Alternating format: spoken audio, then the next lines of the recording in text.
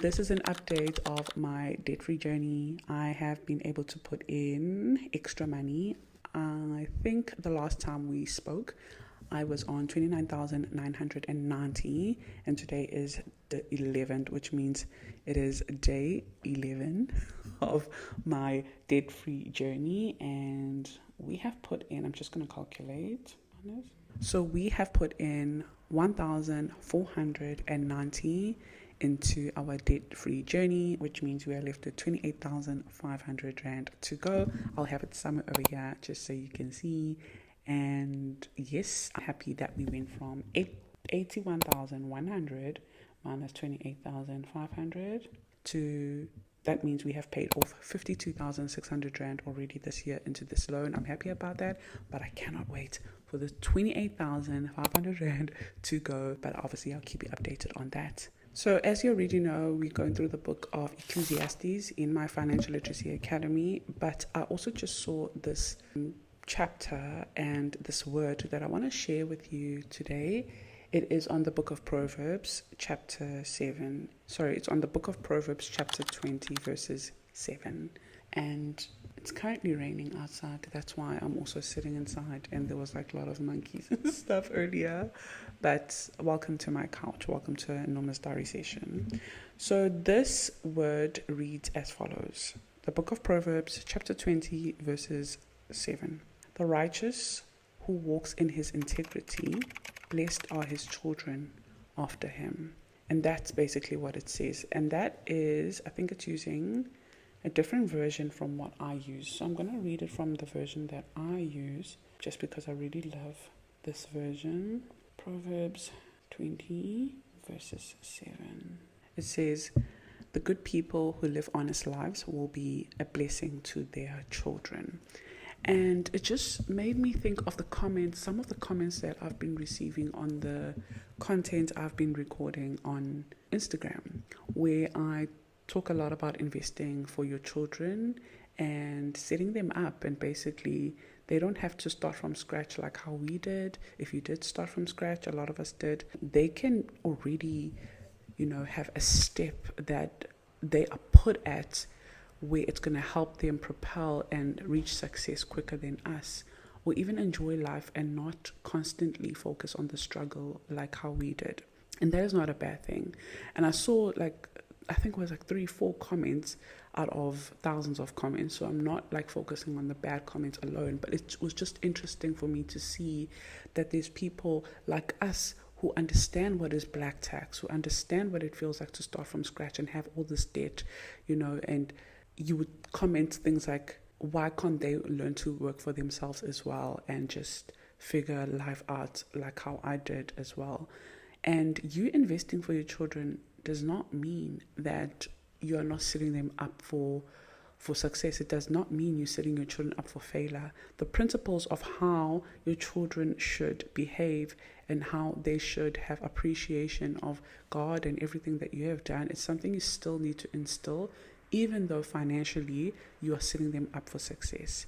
So seeing this verse over here that, I saw on this article, and this article I'm reading today is about Gen Zs, which I'm also going to share with you, but it just highlighted that the righteous who walks in his faith, blessed are his children after him. And right now we are so exposed to more information and how to build wealth and how to book a one-on-one with a financial plan. If you want to book a one-on-one with me, you've got access to that. But if I look at where our mothers and our fathers were, back in the 90s, they did not have exposure to this much information. They did not have YouTube, and they didn't have Financial Literacy Academy and memberships to join to learn more about building wealth and understanding what God says more about that. They had to just work and do the best that they can, which they did by giving us an education, by fighting for us to be able to go to good schools as well, but also, getting into stokvels and getting funeral covers and whatever they knew as how to make sure that if something happens to me, I've got funeral cover, I'm sorted, and my child doesn't have to worry about that. But if they knew about the more things that we know now about actually building wealth, about, actually retiring earlier than 65, all of these things, I think they actually would have made a way different informed decision at a young age, and they would have set us up financially to be successful. Now that we have that information, I believe we should be doing that as well if we are parents. And as you can see, the Bible does agree. Actually, it is a principle from the Bible. So now let's go into that Gen Z article that I said I just read. It says Gen Z is rewriting rules of financial freedom. And basically it says a new report shows Gen Z adults are redefining financial freedom. Instead of focusing solely on home ownership or a lifelong career, they are prioritizing investing early, building businesses, creating multiple income streams, and gaining flexibility. The report also cautions against confusing investing with speculation, noting increasing interest in crypto and gambling among some other young adults. So first of all, I just like that. I love that Gen Zs have done that. I think us as millennials, we are the ones that started social media. We are the ones that started, this influencer world. We should be taking control of that and not letting Gen Zs take control of what we came up with. We are the ones that came up with the mix-its, and before TikTok was TikTok, it was Musica and all of these things, Google, like it was us. So we should be taking hold of all of this. We should be earning from Google AdSense. We should be earning from Facebook, because Facebook started with us. If you are a millennial, we should be earning from those. But Gen Zs are taking control of it. They're redefining what financial freedom is. We were told that financial freedom means working a corporate job or a government job, whatever job, making sure you have all those benefits that come off your salary, and then retire at 65.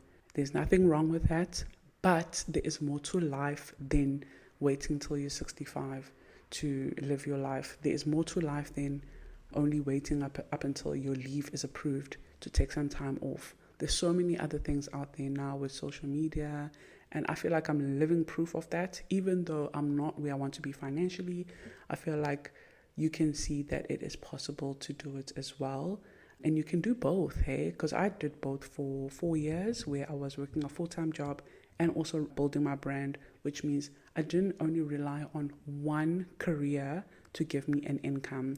I branched out to many other things, and it's possible to do that. So it's something that if you feel like you've been thinking about, this is your sign to put yourself out there, to learn more about it, to join masterclasses, memberships, and those kind of things that will help you, because it's not going to be taught in traditional schools, or not as yet. Maybe it will be in the future, digital space, digital marketing, where the future is going. Maybe it's going to start being taught.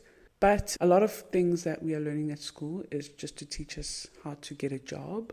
But these kind of things that you're learning from, maybe let's say the Financial Literacy Academy or any other membership of an entrepreneur that you know that has made it out of a corporate world, they're not teaching you for a job. They are teaching you to make money on your own with all the other opportunities that are available out there. And I have my video where I told you the different types of income that I received from different streams.